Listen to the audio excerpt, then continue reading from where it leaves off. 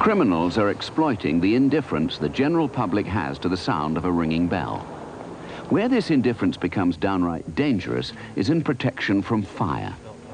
In public buildings, we've gone a long way to providing detection systems that can be relied on. But they cannot easily reverse the effect of all those others that cry wolf.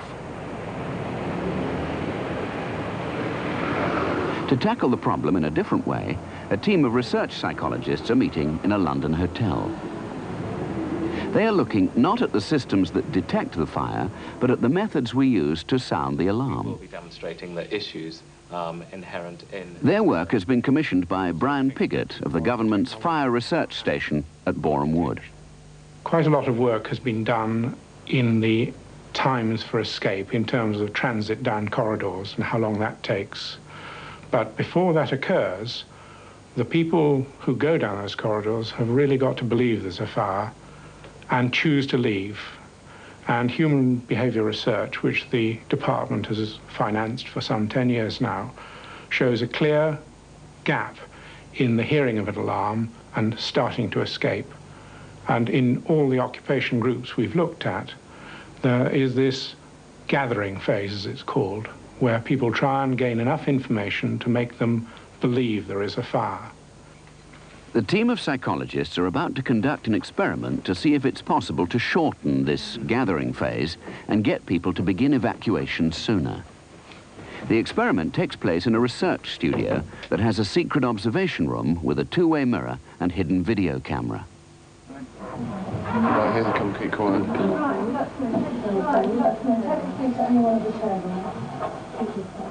The first group of unknowing experimental subjects are led into this basement room. They believe they will later be called upstairs to be interviewed as part of a program of market research. They don't seem to see the mirror.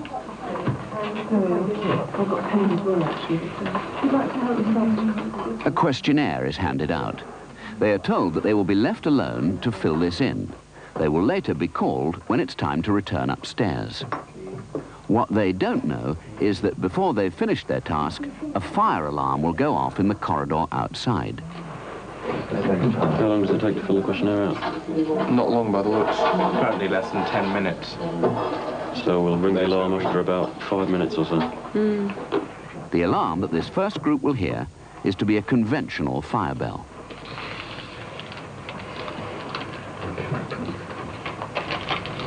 Legal security. Even had one pension, still might have to.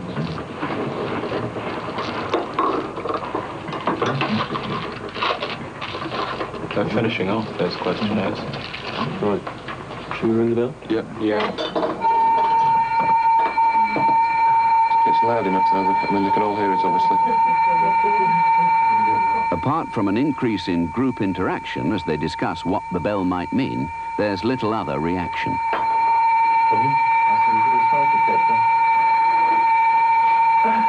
They probably expect somebody to come along and tell them. Or someone's going to move. I wonder who the first one to move is. Why do you think someone will move?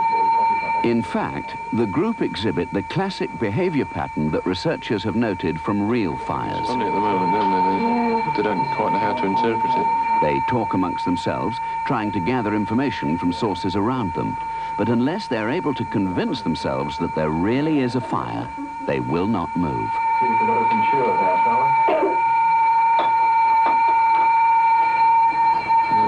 They're deciding what to do. I think she's going to get up. The girl on the left, that is. That woman on the left, she's going. She's going. Moving. Look, someone's going. She's going to go. She's been wanting to go for a long time, but she was under a lot of pressure from the rest of the group. It took 3 minutes from the start of the alarm for the first person to move. In fact, she will not return. The point of the experiment is to see what people will do when the only stimulus they have is a ringing alarm. So they're behaving true to form.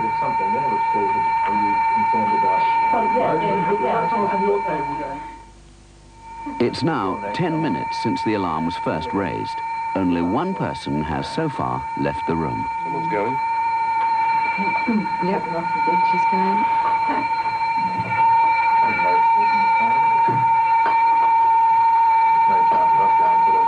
They do talk amongst themselves a lot. Right, they're all going. Let's go and go. Let's go and grab them. Yeah. Finally, at 11 minutes, the rest of the group make their move and the experiment is ended.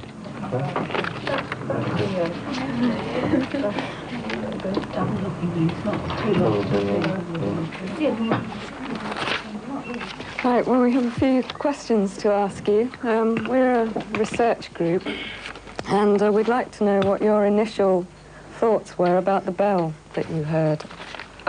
It took me a long time to decide whether I should take it seriously or not. And then I thought, well, I should take it seriously. It might be a real fire. But it was a real dilemma, whether to act on it or not. What do you do for a living? I'm a nurse. And did that alter your behaviour? Definitely, definitely, because it's part of my training to react to a fire bell. This confirms what had long been suspected. In an untrained population, a conventional alarm sound does not provide enough information to motivate a response. But what would happen if more information were supplied, for example, by a spoken message accompanying the fire bell? This will now be tested with another group in the second part of the experiment.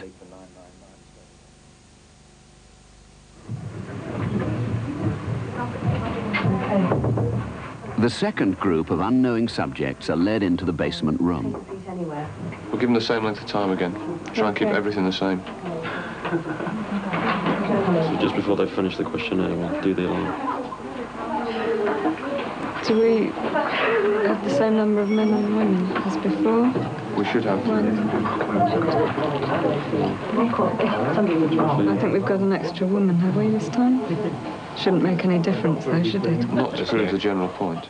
The researchers are careful to ensure that everything is the same for this group as for the one before. The only difference is to be the alarm they will hear once they're engrossed in the task of filling in the questionnaire. I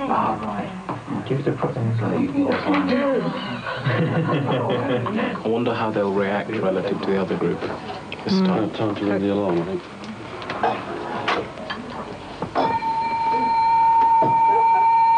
Slight amazement. Nothing at the moment. Attention, this is an intelligent fire warning system. There is a fire above you on the ground floor. Evacuate now. Immediately moving. You better go. Yeah, do you want to go and get them? 30 seconds after sounding the alarm, the room is empty. Compared with the 11 minutes that it took the first group to leave, the effectiveness of the informative alarm is quite astonishing.